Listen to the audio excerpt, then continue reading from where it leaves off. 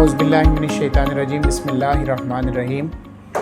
बच्चे, मैं Tahir Mahmood statistical mechanics के नेक्स्ट लेक्चर के साथ, आपको पता है कि पिछले 1-2 लेक्चर बस ऐसे ही नेट की वजह से, लाइट के इश्यूज़ की वजह से, कुछ नया सिस्टम होने की वजह से इतने बेहतर तरीके से नहीं थे समझ आ पाए। तो उस चीज़ को बेहतर बनाने के लिए मैं अभी बाकायदा रिकॉर्डिंग आप लोगों को ग्रुप के अंदर शेयर करूँगा। आपने इस रिकॉर्डिंग की मदद से हेल्प ले लेनी है। इसके अलावा वो पेजेस भी आपको मैं गाहे बगाहे सेंड करता रहूँगा जहाँ से ये लिखा जा रहा है। ऑलरेडी नोट्स भी शेयर हो चुके हैं। उन तमाम चीज़ों को बच्चे सम अप करके ना आपने अपने नोट्स बनाने हैं। और याद रख लें, मेरी तरफ से जो असाइनमेंट्स हैं, जो क्वीज़ हैं, या जो भी मेरे हाथ में नंबर हैं अकॉर्डिंग टू यूनिवर्सिटी रूल, वो उसी बच्चे को नंबर मिलने हैं जिस बंदे ने इन तमाम चीज़ों को सम अप करके अपने नोट्स बनाने हैं। और एट दी एंड तमाम बच्चों ने मुझे एक सेट की सूरत में, वो 10 पेज बने, 50 पेज बने, वो आपने एक सेट मुझे सबमिट करवाना है। और मेरी तरफ से जिस बच्चे ने वो उस पर अच्छी मेहनत की होगी, वही बच्चा ज़्यादा से ज़्यादा नंबर का मुस्तहिक होगा। तो आइए बच्चे, आज का टॉपिक शुरू करते हैं, फ़ेज़ ऑर्बिट। इसमें बच्चे मैं कोशिश करूँगा, क्योंकि वाइट बोर्ड लिमिटेड है, कि मैं आपको अहम बातें समझाता जाऊँगा और साथ साथ रेज़ करता जाऊँगा, जबकि बाकायदा रिटन फॉर्म में आपको पेज भी शेयर करूँगा। नोट्स भी ऑलरेडी शेयर हो चुके हैं। आप बुक से, इंटरनेट से, तमाम चीज़ों से हेल्प ले सकते हैं। तो यहाँ पे जो लेक्चर की सूरत में वाइट बोर्ड पे जितना लिखा जाएगा, उसी से इस्तिफ़ादा हासिल कीजिएगा। फ़ेज़ ऑर्बिट से मुराद बच्चे फ़ेज़ लाइन भी होता है। आपको याद होएगा पिछले लेक्चर के अंदर हमने ये कोऑर्डिनेट एक्सिस बनाया था जिसमें P और Q, याद रख लें बच्चे, जिसमें P और Q के दरमियान जो ग्राफ प्लाट किया जाता है, इसे हम फेज़ स्पेस कहते हैं, गैमा स्पेस भी कहते हैं। इसमें अगर कोई पार्टिकल ऐसे मूव करता है तो ये जो हमें लाइन हासिल होती है ना, ये डिफरेंट पॉइंट्स पर मुश्तमिल होती है। ये डिफरेंट पॉइंट्स आपके सामने, बेसिकली ये लाइन डिफरेंट पॉइंट्स पर मुश्तमिल है। इन पॉइंट्स को हम फेज़ पॉइंट कहते हैं, जो कि माइक्रो स्टेट को बता रही है। फ़र्ज़ किया हमारे पास एक सिस्टम है जिसके अंदर कोई एक गैस मालिक्यूल एक लम्हे पे यहाँ पे था, बाद में मूव करते हुए यहाँ पे चला गया, यहाँ पे चला गया, यहाँ पे चला गया। ये लाइन कर्व बनाई गई है क्योंकि गैस की मोशन भी रैंडम होती है, इसलिए ये लाइन भी किसी भी डायरेक्शन में किसी भी वक्त जा सकती है। तो जिस लम्हे पे आपने उसकी पोजीशन को मालूम किया, उसके मोमेंटम को मालूम किया, उसको एक पॉइंट का नाम दे दिया। फिर जब नेक्स्ट वो मूव करके गया, वहाँ पे एक और पॉइंट जनरेट कर दिया, फिर सिमिलरली सो ऑन। तो ये जो कोई एक पॉइंट है जो अंडर इन्वेस्टिगेशन है, उस पॉइंट को हम फेज़ पॉइंट कहते हैं। अब जब नंबर ऑफ फेज़ पॉइंट्स मिल जाएं तो that is known as phase line, या जिसे फेज़ ऑर्बिट कहते हैं। So combination of phase point, जो फेज़ पॉइंट का कम्बिनेशन है, इज़ कॉल्ड फेज़ ऑर्बिट कह लें या फेज़ स्पेस कह लें। आपके पास जितनी भी हैमिल्टोनियन मैकेनिक्स है, हैमिल्टोनियन मैकेनिक्स,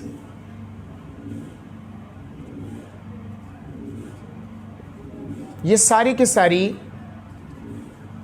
बेस करती है गैमा स्पेस के अंदर। यानी कि इसके अंदर जितनी भी चीज़ें हैं उनको हम एक्सप्लेन कर सकते हैं बाय यूजिंग गैमा स्पेस या फेज स्पेस। हैमिल्टोनियन से मुराद हमारे पास जो एनर्जीज़ है उनकी कैलकुलेशन है। लेटर ऑन आप सुनेंगे हैमिल्टोनियन के मुतल्लिक भी। इसके अलावा क्लासिकल फ़िज़िक्स के जो बुक है उसके अंदर भी हैमिल्टोनियन को बड़ी डिटेल से लिखा हुआ है। बहरहाल ये एनर्जीज़ के बारे में एक्सप्लेनेशन देती है। किसी भी सिस्टम के अंदर जो एनर्जी होती है उसकी कैलकुलेशन करना named as Hamiltonian. Hamiltonian mechanics के अंदर बच्चे एक सिंबल यूज़ होती है एच के साथ नीचे Q और P लिखा जाता है, जो कि गैमा स्पेस या फेज स्पेस को ज़ाहिर करते हैं। Q से मुराद पोजीशन कोऑर्डिनेट, P से मुराद मोमेंटम के कोऑर्डिनेट्स हैं। अब हैमिल्टोनियन को एक्सप्रेस करने के लिए हम 2 मसावाते इस्तेमाल किए जाते हैं जिन्हें हम हैमिल्टोनियन इक्वेशन कहते हैं। हैमिल्टोनियन इक्वेशन, इसी का दूसरा नाम है कैनोनिकल इक्वेशन। इसको यूँ लिखते हैं ये position coordinate q dot is equal to partial h over partial p, और दूसरी मसावात है p dot is equal to minus partial h over partial q, और i की वैल्यू 1 2 3 अप टू n है। n क्योंकि सिस्टम के पास n पार्टिकल्स होते हैं इसलिए ये n तक वैल्यू जाएगी। अब क्योंकि ये 3 डायमेंशनली मूव कर सकते हैं इसलिए n के साथ हम 3 का लफ्ज़ भी लिखते हैं, mean 1 2 3 and up to 3n। ये दोनों मसावातें, इन्हें हम कैनोनिकल इक्वेशन भी कहते हैं या हैमिल्टोनियन की इक्वेशन भी कहते हैं। इनको एक्सप्लेन करने के लिए भी हम गैमा स्पेस ही का सहारा लेते हैं। क्यू आई डॉट यानी कि क्यू डॉट बराबर है partial H over partial P, यानी कि हैमिल्टोनियन का डेरिवेटिव लेना विद रिस्पेक्ट टू मोमेंटम, और इधर भी हैमिल्टोनियन का डेरिवेटिव लेना है with respect to position coordinate, but P के साथ यहाँ पे माइनस आ जाएगा। तो ये था फेज़ आर्बिट के मतलब। नेक्स्ट एक छोटा सारा न्यूमेरिकल है जो आपको इससे कबल बताया था कि आपने खुद हल करना है। अब भी आपको मैं थोड़ी सी हेल्प सिर्फ इसमें करूँगा, बाकी आप लोगों ने खुद इसको हल करके मुझे सेंड भी करना है, जिसमें हम ये ज़ाहिर करेंगे कि जो फेज स्पेस के अंदर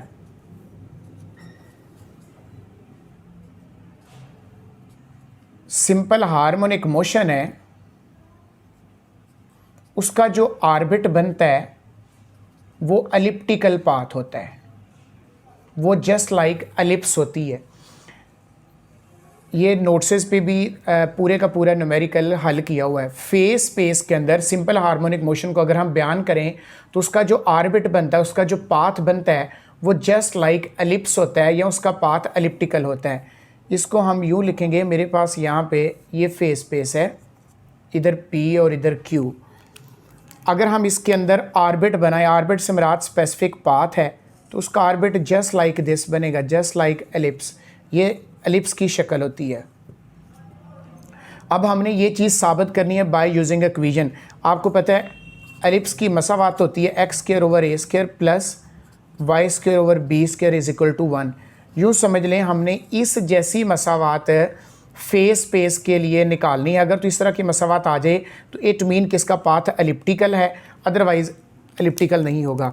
तो हम इस तरह की मसावात निकाल लेंगे। उससे कबल है सिंपल हार्मोनिक मोशन को हम एक्सप्रेस कर सकते हैं in term of circular motion. Circular motion में आपने देखा होगा कि मेरे पास यहाँ पे एक सर्कल है, ये उसका रेडियस है, ये उसका सेंटर है। ये कोई भी पॉइंट O1 ले लें, पहले ये मूव करते हुए P1 पॉइंट तक जाता था। इसका जो एंगल बनता है उसे हम फाई कहते हैं, जिसे इनिशियल फेज एंगल भी कहा जाता है। उसके बाद यहाँ से ये मूव करते करते ये P2 पॉइंट पे चला गया। अब ये इसका पॉइंट P2 है। पहले जो एंगल बन रहा था फाई है, बाद में जो एंगल बना है वो है ओमेगा टी। अब अगर टोटल एंगल मालूम करेंगे तो वो ultimately omega t plus phi के बराबर होगा।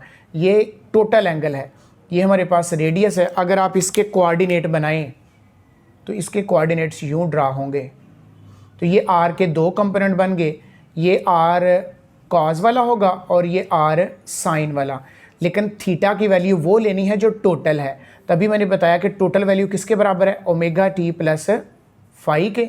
अब हम इसके दो कंपोनेंट यूँ निकालेंगे, r cos omega t plus phi और r sine omega t plus phi. ये हॉरिजेंटल वाला कंपोनेंट है और ये वर्टिकल वाला है।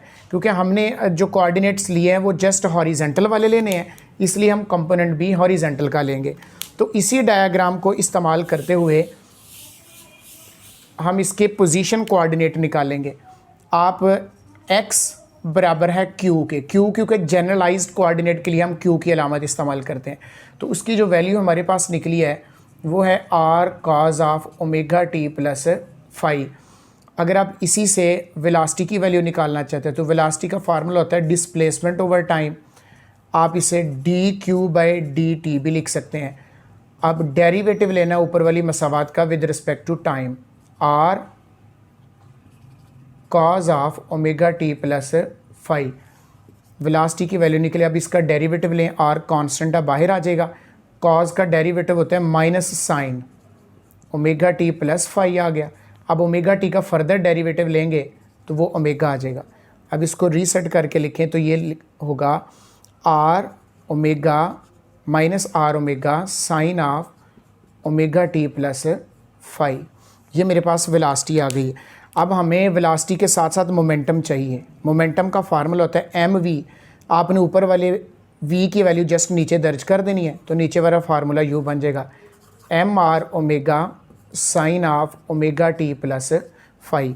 अब ये मसावात नंबर हमारे पास 2 निकली है और ये मसावात नंबर 1 है। अब आप देखें इस मसावात नंबर 1 में कॉज है और मसावात नंबर 2 में साइन है। अब आपने ये खुद बेटा हल करना है कि दोनों तरफ स्केयर लेना है। एक तरफ आ जाएगा साइन स्केयर और एक तरफ आ जाएगा कॉस स्केयर। आप जब दोनों का सम करेंगे तो आपको पता है sine square theta plus cos square theta is equal to 1 होता है। अब जब इसको सॉल्व करेंगे तो आफ्टर सोल्यूशन इसका फार्मूला यूँ बनेगा 1 बराबर है